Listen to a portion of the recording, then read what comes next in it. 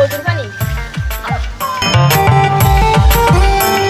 ওই মাগির ঘরে মাগি তোরা কালকে আমি এক দেশি গরম পানি করে দিছি কইছি ফিরতে ফেরিতে তুই আজকে আমার ঠান্ডা পানি দাস কোন দোষে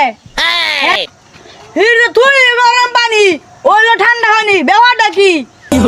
হ্যাঁ? ফিরে তো তুই গরম পানি হয়ে গেছে ঠান্ডা পানি আমার কি দোষ